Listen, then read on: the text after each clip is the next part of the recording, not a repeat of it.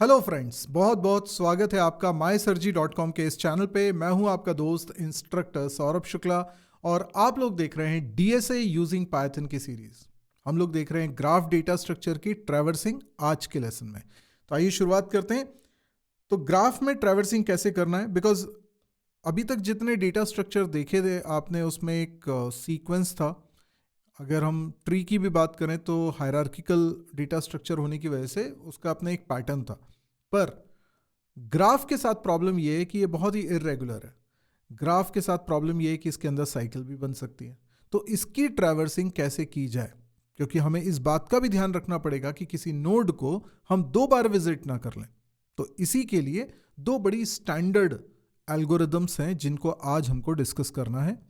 तो चलिए शुरुआत करते हैं। आज का जो हमारा एजेंडा रहेगा वो रहेगा ट्रैवर्सिंग ग्राफ में करने को क्या बोलते हैं, मतलब वो एक्चुअल में है क्या। इसके अलावा बीएफएस और डीएफएस के बारे में, ये 2 स्टैंडर्ड एल्गोरिदम्स हैं। सबसे पहले हम बात करते हैं ट्रैवर्सिंग क्या है। ट्रैवर्सिंग का मतलब ये हुआ कि हम ग्राफ में हर एक नोड को विजिट कर रहे हैं। अब उस नोड को विजिट करने की ज़रूरत बहुत कुछ हो सकती है। हम चाहे कुछ एलिमेंट को सर्च कर रहे हों या सिंपली हमें एक एक एलिमेंट पर कोई ऑपरेशन परफॉर्म करना हो, हमें ट्रैवर्सिंग रिक्वायर्ड होती है। अब ये जो ट्रैवर्सिंग कर रहे हैं इसके लिए 2 स्टैंडर्ड एल्गोरिदम्स हैं। एक को बोलते हैं बीएफएस, एक को बोलते हैं डीएफएस। बीएफएस का मतलब होता है ब्रेड्थ फर्स्ट सर्च और डीएफएस का मतलब होता है डेप्थ फर्स्ट सर्च। तो आइए देखते हैं कि ये एल्गोरिदम्स क्या हैं, एक एक करके देखते हैं। सबसे पहले बीएफएस यानी ब्रेड्थ फर्स्ट सर्च को हम देखते हैं और फिर हम समझेंगे कि इसका नाम ब्रेड्थ फर्स्ट सर्च क्यों है। चलिए सबसे पहले बात करते हैं बीएफएस में। Traversing graph has only issue that graph में हैव साइकिल। तो जो सबसे बड़ी प्रॉब्लम है ग्राफ में ट्रैवर्सिंग को लेकर वो ये कि साइकिल हो सकती है उसमें, जिस वजह से किसी नोड को रिविजिट किया जा सकता है।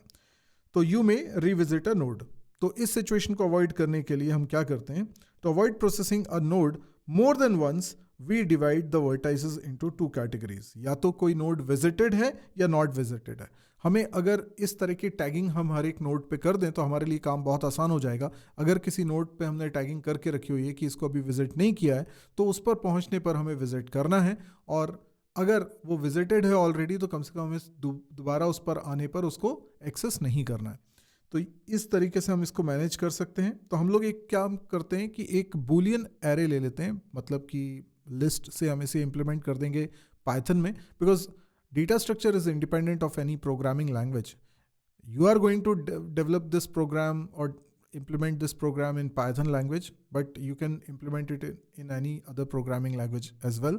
So this particular theory and notes is not based on any particular programming language, but it is so generalized. So इसीलिए मैंने यहाँ टर्म यूज़ किया है एरे। बट आप ये समझो कि आप जब इसे इम्प्लीमेंट करोगे तो आप लिस्ट ले सकते हो इस जगह पर। तो एक बूलियन लिस्ट ले लीजिए आप, जिसमें हम वैल्यू रखेंगे ट्रू या फॉल्स। तो जो नोड विजिट हो चुके होंगे उसके लिए हम ट्रू रख देंगे, जो विजिट नहीं हुए उसके लिए फॉल्स रख देंगे लाइकवाइज। ओके, फिर बीएफएस यानी breadth first search uses a Q data structure for traversal. आप लोगों ने एक डेटा स्ट्रक्चर पढ़ा हुआ है क्यू, एक डेटा स्ट्रक्चर पढ़ा हुआ है स्टैक। तो हम क्यू डेटा स्ट्रक्चर का इस्तेमाल करने वाले हैं बीएफएस में। Traversing begin from a node called source node. किसी एक नोड से हम स्टार्टिंग करेंगे जो कि हमारा सोर्स नोड होगा, स्टार्टिंग नोड होगा, जहां से हम लोग एक्सेस करना स्टार्ट करेंगे ग्राफ के नोड्स को। तो स्टार्टिंग पॉइंट आपको गिवन होगी। तो इसके लिए मैंने एक लॉजिक आपके सामने रखा हुआ है। यहाँ पे आप ये करली ब्रैकेट देखकर कंफ्यूज मत होइएगा, because this is not Python code, this is just to understand the steps of BFS, that's it. तो सबसे पहले आपको एक क्यू लेना है। एक क्यू आपने बनाई हुई है, पहले क्यू का ऑब्जेक्ट बना लीजिए और फिर आपको उसमें इंसर्ट करना है सोर्स नोड। उसके बाद फिर अच्छा चलिए एक काम करते हैं, इसको एक एग्जाम्पल के साथ समझते हैं हम लोग। तो ये एग्जाम्पल हमने ले लिया है, एक ग्राफ हमारा बना हुआ है। इस ग्राफ को ध्यान से देखिए, इसमें 6 नोड्स हमको दिखाई दे रहे हैं V0 से लेके V5 तक। और सोचिए कि V0 से हम लोगों को स्टार्टिंग करनी है। अब मैंने जैसे कि बोला आपको एक क्यू बनानी है, तो एक क्यू मैं यहाँ पर ले लेता हूँ। Let's say this is a Q, okay. और इसके अलावा मुझे इंफॉर्मेशन रखनी पड़ेगी ट्रू या फॉल्स की, तो वो इंफॉर्मेशन भी मैं रख रहा हूँ ट्रू या फॉल्स की, ठीक है। तो इस तरीके से मैंने बना लिया। अभी क्या बोल रहे हैं, सबसे पहले हमसे बोला गया है कि क्यू बी द क्यू, ठीक है, ये क्यू गिवन है आपको, क्यू में इंसर्ट कर दो सोर्स नोड। अब आप सोचो कि इसमें सोर्स नोड कौन सा है, हमने V0 को सोर्स नोड मान लिया, यहाँ से हम लोग स्टार्टिंग करने वाले हैं, तो V0 को हमने कहाँ रख दिया है, क्यू के अंदर रख दिया है, तो यहाँ चला गया V0। अब क्या करना है, V0 ये एक्चुअल में जो लिस्ट है इसको हम V से डिनोट कर रहे हैं, और इसके ज़ीरो इंडेक्स पे यानी सबसे पहले हम लोग असाइन करते हैं, इसको ऐसे कर लेता हूँ। अब क्योंकि लिस्ट है तो इंडेक्सिंग का कॉन्सेप्ट तो रहेगा, तो यहाँ 0 है, 1 है, 2 है, 3 है, 4 है, 5 है, ठीक है, इस तरीके से 6 जगह हैं इसमें। और अब आप लोग V0 पे क्या असाइन कर रहे हो, ट्रू असाइन कर रहे हो, तो मैं इधर पे लिख देता हूँ ट्रू, ठीक है। तो V0 पे हम लोगों ने यहाँ पे ट्रू असाइन कर दिया है, ये मानते हुए कि ये नोड विजिट हो चुका है। एक्चुअल में जो क्यू में आ गया हम उसको विजिटेड मानेंगे, क्योंकि अब उसको तो एक्सेस करना ही करना है, जो क्यू में आ चुका है उसको एक्सेस करना ही करना है, जो क्यू में नहीं आया अभी तक उसको एक्सेस नहीं करना है। तो जैसे ही कोई नोड को हम क्यू में रखते हैं वैसे ही हम उस पर टैगिंग कर देते हैं, उसका स्टेटस ट्रू कर देते हैं। इससे हमें ये ध्यान में रहेगा कि ये नोड ऑलरेडी विजिट हो चुका है। तो अब इसके बाद मैं वाइल लूप लगा रहा हूँ। अब लूप कोई सा भी लगा सकते हैं, ये तो सिर्फ सूडो कोड है एक तरह से। तो यहाँ पर लूप लगाया, और ये लूप कब तक चलने वाला है, जब तक कि क्यू एम्प्टी नहीं हो जा रहा तब तक ये लूप चलेगा। और उसके बाद हमने लिखा है क्यू गेट फ्रंट। अब देखो क्यू के पास एक मेथड होता है जिससे कि आप फ्रंट वैल्यू निकाल सकते हो, तो जो क्यू में फ्रंट वैल्यू है उसको n में रख लिया जाएगा। तो अभी आप देखो यहाँ पर मैं n के अंदर वैल्यू रखने वाला हूँ, तो लेट्स से n के अंदर क्या आ जाएगा, V0 आ जाएगा। तो यहाँ से मैंने वो वैल्यू निकाली थी गेट फ्रंट और n में रखी, और क्यू में से वो वैल्यू डिलीट भी कर दी। तो डिलीट तो हमेशा फ्रंट वाली वैल्यू होती है, तो ये वैल्यू एक्चुअल में यहाँ से डिलीट हो चुकी है, अब ये इसके अंदर नहीं है। ओके, अब आपको जो भी करना है इसका यहाँ पर आप कर सकते हो। यहाँ पे आप कोड लिख के, जैसे आपको प्रिंट करवाना है या जो भी करना है उसको प्रोसेसिंग के लिए, वो आप काम यहाँ पे कर सकते हो, या फिर किसी लिस्ट में उसको स्टोर करते चलना है वैसा भी आप कर सकते हो। फाइनली आप जो लिस्ट होगी उसको रिटर्न करा दो, ऐसा भी कर सकते हो। वो स्टेप आप यहाँ पे लिख सकते हो बीच में। अब यहाँ पर एक लूप लगा हुआ है जो कि इस नोड के नेबर्स के लिए लगा हुआ है। ओके, तो ये जो नोड है n यानी कि V0, इसके जितने नेबर्स हैं उनके लिए लूप चल रहा है। पहले तो देख लो V0 के नेबर्स कौन कौन है, एक तो V1 है, एक V2 है। तो V1 और V2 के लिए ये लूप चलने वाला है। ये जो फॉर लूप चलेगा इसमें हम ये देखेंगे कि क्या ये जो नेबर है इसका n का, यानी V0 का नेबर है, वो अभी तक क्यू में नहीं आया है। फॉल्स का मतलब तो यही है ना कि अभी तक वो क्यू में नहीं आया है, तो अभी तक विजिट नहीं हुआ है। तो वो नेबर्स जो कि अभी तक विजिट नहीं किए गए हैं उनके लिए ये कंडीशन ट्रू होगी, ठीक है। n के वो सारे नेबर्स जिन पर अभी विजिट नहीं किया गया है उनके लिए लूप चल रहा है। इफ कंडीशन ट्रू हो रही है तो आप क्यू में उन्हें इंसर्ट करते जाइए और उनका स्टेटस ट्रू करते जाइए। बहुत सिंपल है। अब ये आपको बात समझ में आ गई होगी। V0 के नेबर्स हैं V1 और V2, और ये दोनों नेबर्स अभी तक आप देखें बाय डिफ़ॉल्ट सब में फॉल्स कर लीजिएगा। बाय डिफ़ॉल्ट सब में वैल्यू क्या रखेंगे, हम फॉल्स रखेंगे बाय डिफ़ॉल्ट, ठीक। तो शुरुआत में हम जब बना रहे थे इसको तभी हम इसको इनिशलाइज कर सकते हैं, यानी फर्स्ट स्टेप पे जब हमने क्यू बनाया ना उसी वक्त हम इसके V भी बना दें और V में सब जगह फॉल्स रख दें, ठीक है। जब इम्प्लीमेंटेशन करोगे तब के लिए मैं बता रहा हूँ कि सब में पहले से बाय डिफ़ॉल्ट फॉल्स रख लेना। अब क्या होता है, V0 के नेबर्स हैं V1 और V2, तो इनको हम क्यू में इंसर्ट करेंगे। तो मैं यहाँ पर रख देता हूँ V1 और V2, और V1 के लिए और V2 के लिए हम लोग कर देंगे ट्रू। V1 और V2 के लिए ये कर दिया ट्रू, ठीक है। इसके बाद ये लूप तो हमारा फॉर लूप एंड हो जाएगा क्योंकि और कोई नेबर बचा नहीं है, और उसके बाद कंट्रोल आ जाएगा वापस वाइल लूप की कंडीशन में। और क्यू अगर अभी एम्प्टी नहीं है तो लूप फिर चलेगा। बिल्कुल, क्यू में तो अभी 2 नोड्स रखे ना, हाँ, तो क्यू एम्प्टी नहीं है। अंदर आते हैं, फ्रंट वैल्यू निकालते हैं, उसको डिलीट करते हैं। तो फ्रंट वैल्यू मैंने निकाली। अभी V0 की जगह देखो, V0 तो हमारा एक्सेस हो चुका है, राइट।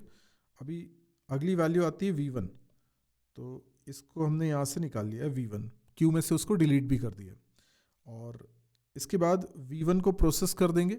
V1 एक बार प्रोसेस हो गया, V1 प्रोसेस हो गया, इसके बाद V1 के नेबर्स को देखो। अब V1 के कौन कौन नेबर्स हैं देखो। V1 के नेबर्स हैं V0, V2, V3, पर V0 और V2 ये दोनों के लिए ऑलरेडी स्टेटस क्या है, ट्रू है, विच मीन्स ये ऑलरेडी विजिटेड नोड की कैटेगरी में आ रहे हैं। तो बस V3 एक ऐसा नेबर है जो अभी विजिट नहीं हुआ है, तो इसको अब मैं रखने वाला हूँ क्यू के अंदर और इसका स्टेटस भी कर दूंगा ट्रू।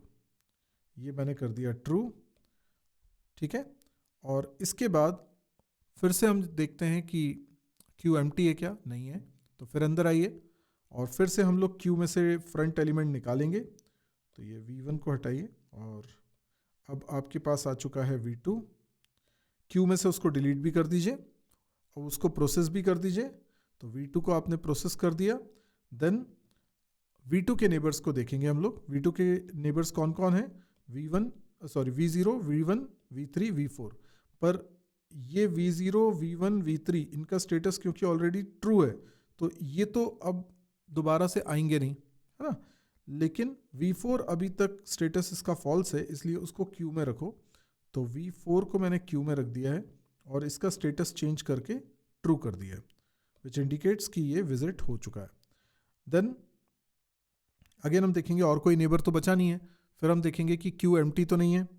अंदर आइए, क्यू अभी एम्प्टी नहीं है, तो यहाँ से निकालेंगे क्यू में से किसको निकालेंगे, जो फ्रंट में है, दैट इज़ V3 को निकाला और इसको प्रोसेस भी कर दिया। उसके बाद V3 के नेबर्स को हम देख रहे हैं। अब V3 के नेबर्स में एक तो V1 है, V2 है, V4 है, V5 है, पर V5 को छोड़ के बाकी सब ऑलरेडी विजिटेड कैटेगरी में आ रहे हैं क्योंकि बाकी सब के लिए ट्रू है। तो अब मैं V5 को अकेला उठाऊंगा और V5 को रख दूंगा क्यू में और इसका स्टेटस कर दूंगा ट्रू। ये कर दिया ट्रू, और ट्रू करने के बाद बस ये तो सारे नेबर्स हो चुके हैं उसके। वापस से देखिए क्यू एम्प्टी है क्या, वाइल पे आ जाएंगे, क्यू एम्प्टी है क्या, नहीं है। तो अब निकालेंगे इसमें से निकालिए V4, जो फ्रंट में है उसको निकालेंगे। तो V4 को भी हमने एक्सेस कर लिया और कोई नेबर इसका ऐसा बचा नहीं है अब यहाँ पर जो कि अभी तक विजिट नहीं हुआ हो, तो इसलिए कुछ भी नया इंसर्शन इस क्यू के अंदर अब नहीं होगा। फिर V4 भी हो चुका, अब V5 को निकालेंगे, ठीक है। V5 को निकालेंगे। V5 का भी कोई नेबर ऐसा नहीं है जिसको अभी तक विजिट नहीं किया हो, ठीक है। अब क्यू एम्प्टी हो चुका है, तो अब रुक जाएंगे। आप देखो ये सारे नोड्स एक एक बार विजिट हो चुके हैं। इसको ब्रेड्थ फर्स्ट सर्च क्यों कहा जाता है उसको समझ लीजिए। देखिए, अगर आप V0 से स्टार्टिंग कर रहे हैं तो ट्री के जैसे सोचिए, ये लेवल 0 है, राइट। लेकिन V0 से एक एज के डिस्टेंस पे जो नोड्स हैं V1 और V2, ये लेवल 1 पे कहलाएंगे, ठीक है, लेवल 1 पे। उसके बाद जो 2 एज के डिस्टेंस पे हैं V0 से, उनको हम बोलेंगे लेवल 2। तो V3 के लिए लेवल 2 बोलेंगे और V4 के लिए भी लेवल 2 बोलेंगे। पर जो 3 एजेस के डिस्टेंस पर हैं V0 से, उनको बोलेंगे लेवल 3।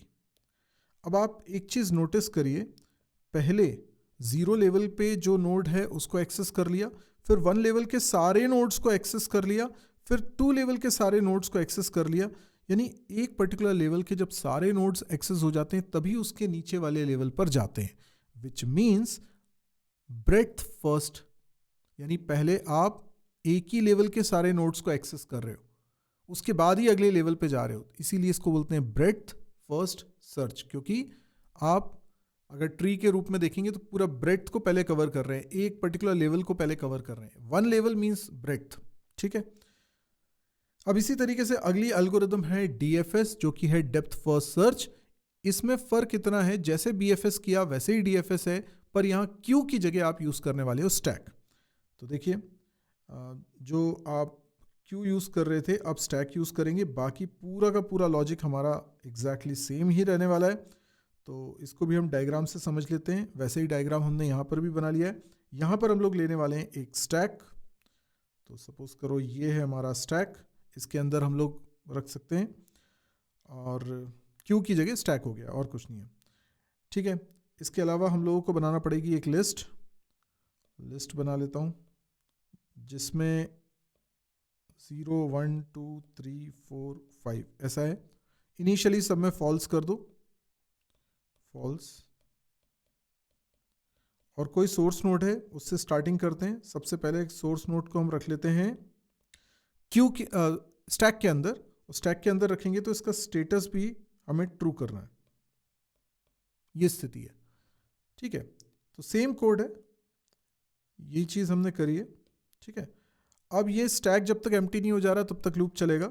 और स्टैक में से डेटा निकालेंगे हम लोग, स्टैक में से डेटा निकालेंगे तो जो टॉप एलिमेंट है वही निकलेगा। तो स्टैक के टॉप पे कौन है, V0 है, तो V0 को निकालेंगे। सो V0 को निकालेंगे तो दिस बिकम्स n। ठीक है, तो V0 को हमने प्रोसेस कर लिया। V0 को प्रोसेस करने के बाद इसके नेबर्स को देखते हैं। बिल्कुल वही कोड है, जो भी नेबर्स हैं और जो अभी तक विजिट नहीं हुए हैं, स्टेटस जिनका फॉल्स है, उनके लिए हम करेंगे। तो V0 के दो नेबर्स हैं V1 V2, दोनों का स्टेटस फॉल्स है, इसलिए दोनों को हम पुश करेंगे स्टैक के अंदर। तो स्टैक के अंदर क्या वैल्यू चली जाएगी, स्टैक के अंदर चला जाएगा V1 और V2। और V1 और V2 के लिए आप ये स्टेटस चेंज कर दो और ट्रू कर दो। ठीक है, तो V0 अपना प्रोसेस हो चुका है। अब क्या करेंगे, सारे नेबर्स भी हमने पुश कर दिए हैं, सारे नेबर्स पुश हो चुके हैं V1 और V2। देन हम फिर जाएंगे कि क्या स्टैक एम्प्टी है, नहीं स्टैक एम्प्टी नहीं है। तो जो टॉप एलिमेंट है उसको निकालते हैं। तो हम किसको निकाल रहे हैं, V2 को निकाल रहे हैं। ये V2 को मैंने निकाल दिया और यहाँ पर V2 एक्सेस हो गया। अब V2 के सारे नेबर्स को देखते हैं। V2 के नेबर्स कौन कौन से हैं ज़रा ध्यान दीजिए। V2 के नेबर्स कौन से हैं, V0 V1 V3 V4, 4 neighbours हैं। पर V0 और V1 दोनों का स्टेटस ट्रू हो चुका है। तो अब V3 और V4 को हम इसमें रखने वाले हैं। तो मैं V3 और V4 को रख लेता हूँ, V3 और V4, ये पुश कर रहा हूँ मैं, तो V3 फिर V4 रख लिया। और जिनको मैंने पुश कर लिया है उनके लिए स्टेटस भी ट्रू करना है। ये स्टेटस को कर दिया ट्रू। ठीक है, उसके बाद V2 तो हमारा एक्सेस हो चुका है। अब हम स्टैक को देखेंगे, स्टैक एम्प्टी नहीं है तो उसमें से एक्सट्रैक्ट करेंगे, पॉप करेंगे, तो V4 पॉप होगा। तो V4 आ गया इस जगह पर और इसको प्रोसेस कर लेंगे। V4 को प्रोसेस कर लिया। अभी V4 के नेबर्स की बात हो रही है, तो V4 का एक ही नेबर ऐसा है जो अभी तक विजिट नहीं हुआ है, दैट इज़ V5। तो V5 को मुझे इंट्रोड्यूस कराना पड़ेगा। V5 को मैं रखूँगा स्टैक में एंड उसका स्टेटस कर दूंगा ट्रू। ये कर दिया स्टेटस ट्रू। अब क्या होगा, अब फिर देखेंगे स्टैक एम्प्टी है क्या, स्टैक एम्प्टी नहीं है, स्टैक में है। तो फिर उसमें से टॉप एलिमेंट निकालेंगे V5 और V5 को आप प्रोसेस कर देंगे। V5 प्रोसेस हो गया। उसके बाद फिर V5 के कोई नेबर तो अब ऐसा बचा नहीं, क्योंकि सभी के लिए तो वैल्यू ट्रू हो चुकी है ना। तो इसका मतलब V5 का ऐसा कोई नेबर नहीं बचा है जिसका स्टेटस अभी फॉल्स हो, तो कुछ भी नया इंसर्शन नहीं होगा स्टैक के अंदर। अब अगली वैल्यू हम निकालेंगे, क्योंकि स्टैक अभी एम्प्टी नहीं है। तो V3 को निकाला और V3 को प्रोसेस किया। V3 का कोई भी नेबर, अब तो कोई नेबर मिलने ही वाला नहीं है जो कि हम स्टैक में रखें। तो V3 के बाद अब V1 को निकालेंगे। स्टैक अभी भी एम्प्टी नहीं है, तो V1 को निकालिए और यहाँ पर V1 भी प्रोसेस हो गया। V1 का भी कोई नेबर नहीं है जिसको स्टैक में रखना हो, तो V1 भी हो गया। अब स्टैक लेकिन एम्प्टी हो चुका है। अब स्टैक एम्प्टी हो चुका है तो प्रोसेस रुक जाएगी, प्रोसेस रुक जाएगी। लेकिन आप देखो ये सारे नोड्स हमने एक्सेस कर लिए, यही हम चाह रहे थे। अब ज़रा ध्यान से देखो, इसको डेप्थ फर्स्ट सर्च क्यों बोलते हैं। हम जानते हैं कि ये लेवल 0 पे है V0, और सिंगल एज से जो कनेक्टेड हैं वो लेवल 1 पे कहलाएंगे, जैसे कि V2 और V1। फिर 2 एज के डिस्टेंस पे जो कनेक्टेड हैं वो लेवल 2 कहलाएंगे, जैसे कि V4 एंड V3 लेवल 2, और लेवल 3 पे है V5। क्लियर। पर आप देखिए कि पहले मैं एक लेवल पे सारे नोड्स को नहीं एक्सेस कर रहा हूँ। मैंने पहले लेवल पे एक नोड को एक्सेस किया, अगले लेवल पे भी एक नोड को एक्सेस किया, उसके बाद अगले लेवल पे, उसके बाद अगले लेवल पे। यानी मैं डेप्थ में जा रहा हूँ। L0, फिर उसके नीचे L1, फिर L2, फिर L3, उसके बाद वापस आ रहा हूँ L2 पे, उसके बाद वापस आ रहा हूँ L1 पे। ठीक है, तो depth first search, breadth first search कब थी? जब क्यू यूज़ कर रहे थे। और डेप्थ फर्स्ट सर्च इसलिए है क्योंकि यहाँ स्टैक यूज़ हो रहा है। तो बस ये है ट्रैवर्सिंग इन ग्राफ, आप इसको भी इम्प्लीमेंट करिएगा। आज के लिए इतना ही। अगर वीडियोस पसंद आ रहे हैं तो प्लीज़ आप इसको सब्सक्राइब करें ताकि और भी बेहतरीन कंटेंट आपको मिले। ये जो कंटेंट है ये अपने आप में यूनिक है। यूट्यूब पे आप जब DSA यूजिंग पाइथन को सर्च करेंगे तो आपको यही एक ऑथेंटिक सीरीज़ मिलने वाली है फ़िलहाल की डेट तक। बाद में और शायद बन जाए, लेकिन अभी तो यही है, और हिंदी में ख़ास तौर पे। तो आप इसको एंजॉय करें, सीखें और सब्सक्राइब कर लीजिए, क्योंकि ऐसा और भी बहुत सारा कंटेंट आने वाला है। आज के लिए इतना ही। Thank you, good bye.